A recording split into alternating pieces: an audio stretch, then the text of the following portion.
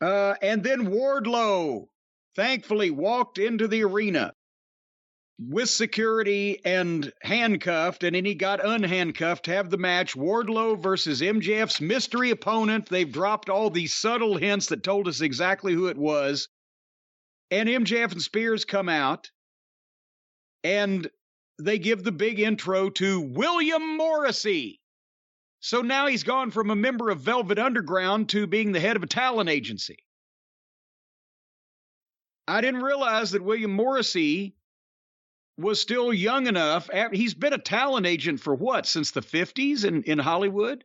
So you go with William Morris and the Velvet Underground. Your mind doesn't go to the Smiths at all when you hear Morrissey. Smiths, Jones, whatever. So physically, to me, from the neck down, this guy looks great and he's 7 feet tall. Facially, he looks 50 years old and like a fucking Jiffy Lube employee. And I think that's because I've never seen this guy wrestle. Remember, we weren't watching the WWF when he and Enzo Amore were a thing for a while. And I've wondered why they would let a 7-footer go. Now I know. And this is my prediction, just so everybody knows. Wardlow is a star. He's the complete package. He's got the size, he's got the physique, he's a handsome man. He can move for that size, but he's also got the power. He's got body language. He pulls a lot of this shit off. He's got fucking oomph to him. He can show explosiveness. He's picking this up. He will be a star. William Morrissey is 7 feet tall and got a pretty good physique, but he is an indie guy, and that's where he's going to stay. He needs some work to compete at a high level in some of the mid-level promotions. His work is not necessarily anything to write home about. He's got kind of minor league personality, not a lot of charisma. Comes off to me as a guy you would see working on top in indie promotions, but he's not a major league star, and he's not going to be. That's my prediction. Wardlow is. William Morrissey is not. These are the differences. And somebody proved me wrong. Save this tape in 5 years. Let's go back and reflect. Having said that, I stand by what I said last week. These people don't want to see Wardlow sell. Even for a guy that's bigger than he is. I think it's counterproductive. And also, Wardlow did a moonsault body block off the top rope. The reason for it was because he can, apparently. Because Morrissey had to stand there and wait for it. And then Wardlow over-rotated and went over the top of Morrissey and pretty much landed on his feet and could have broken his leg or blown his knee and then fell down over the top of him. But at least that being a surprise thing got the people back into it, because as long as Wardlow was looking good, they were chanting for him. They were into it.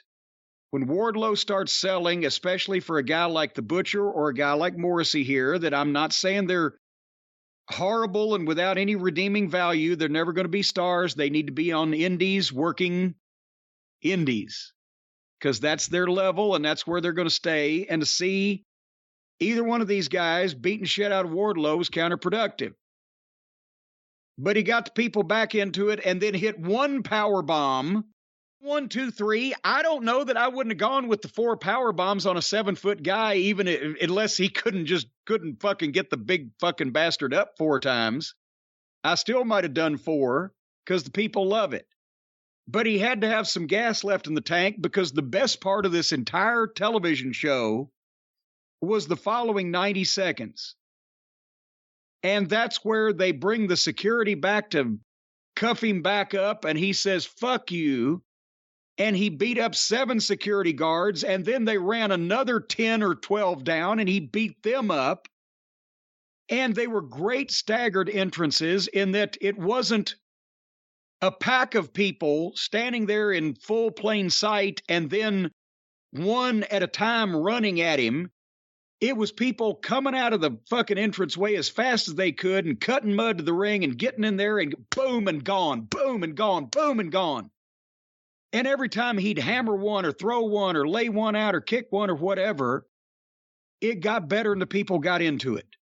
And then he picked up one of the little milksops and threw him over the top rope onto all the others on the floor and vowed revenge on MJF. Said he's going to get even and he's going to get out of his contract. And that's the way you get a fucking star over. And he carried his end of it great. And now finally, MJF has offered a match where if Wardlow wins, he gets out of his contract. But the condition is there's going to be special conditions, and he will let them, or he will reveal them at the contract signing next week in the most magical place on earth, Long Island, New York. A place I'm sure is near and dear to your heart as well, Brian. Of course. But this was laid out well. And Wardlow's, with the security and the blah, blah, blah, and Wardlow's fire made this the best part of the program. It wasn't even close. Your thoughts? Yeah, this is the best part of the program. Nothing else close. Wardlow is more over every week. This is working. What they're doing is working. MJF and Spears selling what Wardlow's doing with just their facial expressions has been great. I will also say that. Let me ask you: is that construction team up there? Are they putting in a boiling pit of oil that you can eliminate your rivals and enemies in, or what? It's just more surveillance stuff. But anyway, let me get back to what I was saying. Yeah, I thought William Morrissey, the former Big Cass, looked fine, and the biggest thing he had to contend with, and was the loudest chant of the night, was "We want Enzo." No, we don't. That was the loudest chant, but he looked fine. I thought he did all right. I agree with you about his face. Like, he has the 7-foot-tall, muscular build, but facially there's something like, you don't buy him as like a big badass or something. He looks like a parking lot attendant. Yeah, and I'm not saying he couldn't kick some ass, but you don't buy it when you just, based on just look. But Wardlow is, But Wardlow is super over. He's more over by the week. This has been working. It's been the highlight of every show, and the fans, everywhere they go, no matter where it is, the fans are super into Wardlow. Well, maybe he'll be the next world champion, because the one they got now ain't a star, and now they're trying to figure out how to make him a star after the fact.